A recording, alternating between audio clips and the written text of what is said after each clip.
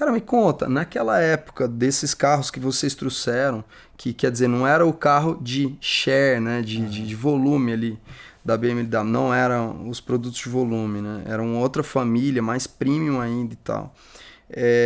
Que tipo de estratégia de marketing que vocês usavam para levar o cliente até a loja, para converter a compra? Como é que foi essa aterrissagem da marca no Brasil quando o assunto é marketing? Vocês que estavam à frente disso. Olha, o marketing da Regina eu acho que era um dos mais agressivos que eu conheci, porque foi assim, desde o início, pra você ter uma ideia, a gente aqui em São Paulo, para quem não é de São Paulo, a gente tinha naquela época o Gallery, né? Era uma boate famosa, muito bem frequentada, só gente de muito poder aquisitivo, e todos os lançamentos, toda a parte de lançamento, até futebol, a gente fazia evento no Gallery.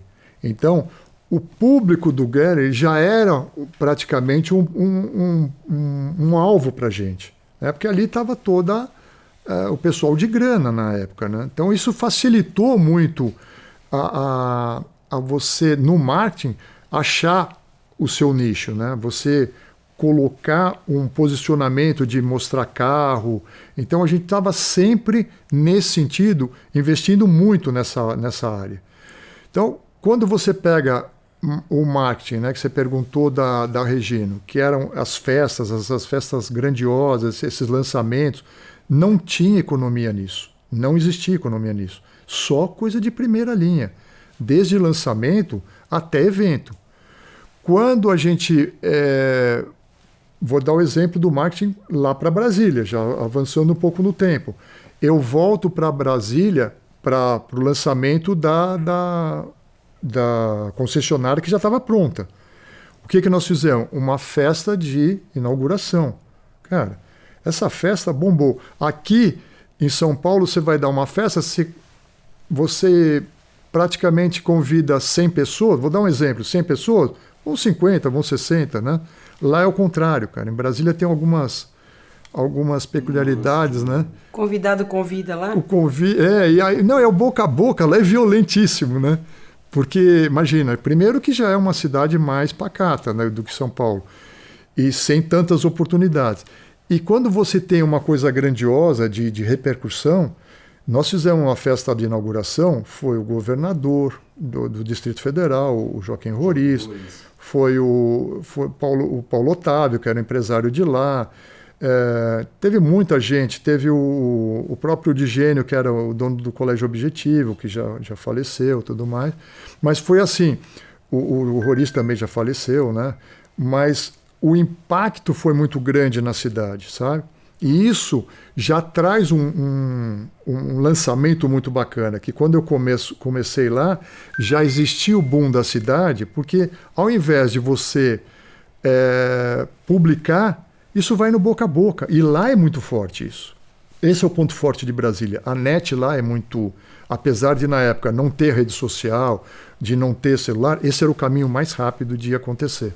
E não deixa de ser uma rede social, né? Que é a forma como que as pessoas... E eu acho que, de fato, para o marketing, principalmente para o B2B, no qual a gente atua, a indicação ela é a mais preciosa que tem. Porque é alguém te referenciando algum produto, algum serviço, né? Então eu faço uma ideia de como deveria ser naquele momento, naquele evento, você ser convidado para um evento onde essas figuras iam estar lá.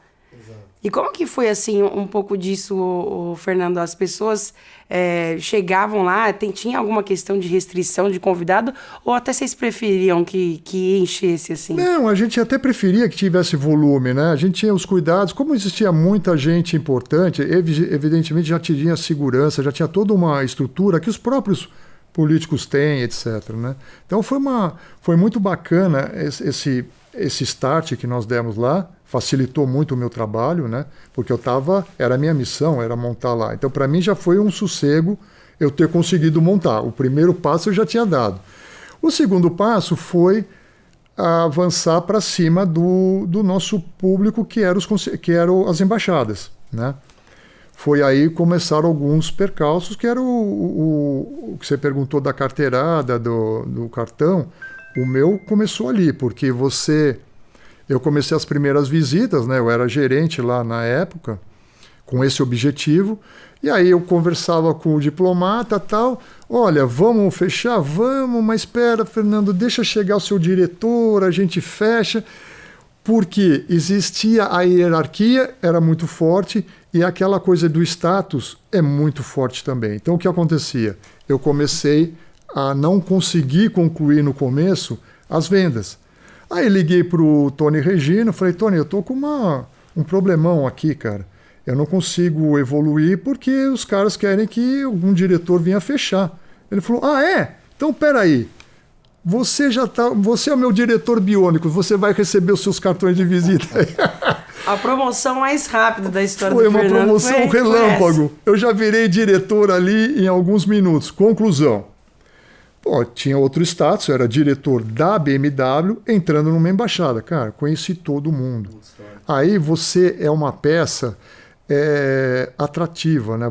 Você começa a atrair gente de todo lugar. Quer dizer, você começa a ser convidado para festa, você é convidado para lançamento. Por quê? Porque você faz parte de um hall muito exclusivo. Porque não é um concessionário. Era um importador BMW. E para eles facilitou muito, né? Eles eram consumidores de importado. Imagina você ter lá um vendedor já com os folders, com todas a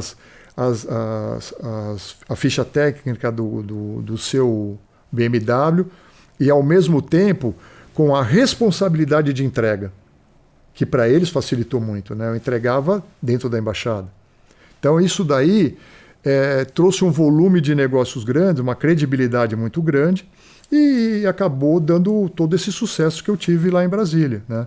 De mais de 60 carros vendidos, tudo mais, com 20 e poucas embaixadas visitadas e vendidas também e tal. Isso facilitou demais. Quer dizer, e é uma cidade que você aprende a gostar. Brasília ela tem uma característica assim muito peculiar, né? Ela acelera, você chega lá, chega segunda-feira, ela começa a trabalhar terça, quarta, quinta e sexta-feira morre. Então, é uma dinâmica peculiar, diferente, cara. Né? Você não consegue ter uma conversa lá, é muito clima muito seco, sem um copo d'água. Você seca ali. É um clima muito seco. Então tem algumas coisas que o paulistano ele estranha no começo, depois você vai se adaptando. E aí, no final, eu estava curtindo, porque aquilo que eu te falei aquele dia, né? Quando eu cheguei lá, eu não tinha a localização das coisas. Eu saí de lá com um carro importado de um amigo, eu estava com o celular na mão, aí eu olhei e falei, cara, que evolução. Em São Paulo estava chegando o celular, em 91. Para quem quer relembrar das coisas, você imagina as dificuldades. Isso é celular analógico. Hoje nós estamos falando de celular que é um computador. Ele tem GPS, ele tem... Ele até faz ligação hoje em dia, você tem tudo, né? Você passa fax, fax não existia mais. Você passa e-mail, você passa uma série de informações em segundos. Né? Hoje você passa uma planilha, você monta um documento, um PDF que voa na hora. Como é que você imagina as dificuldades na época? Então, esse é um legado que nós deixamos, muito difícil, que proporcionou muita coisa boa hoje para o país, entendeu? A velocidade de informação era outra e, consequentemente, acho que até a de tomada de decisão, até porque uma coisa está interligada à outra, né? Mas deve ser, assim, eu fico curioso, eu como te contei, a gente conversando, eu também sou...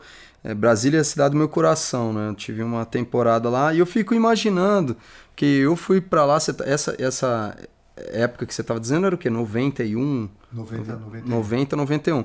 Eu fui para lá em 2004, só que Brasília tem o quê hoje? Salvo engano, não tem 70 anos, tem 60 e poucos anos. Então você foi para lá, 34 anos atrás, era um meio Brasília estava adolescente, estava no meio do caminho, né? Então, assim, imagino que era uma outra Brasília, que essa característica que você citou, ela é presente ainda atualmente, com certeza com algumas modificações, mas naquela época eu imagino a força, né, do networking, a força de você conseguir estabelecer essas conexões com autoridade, tudo, porque assim, acessos são criados ali, né? Isso.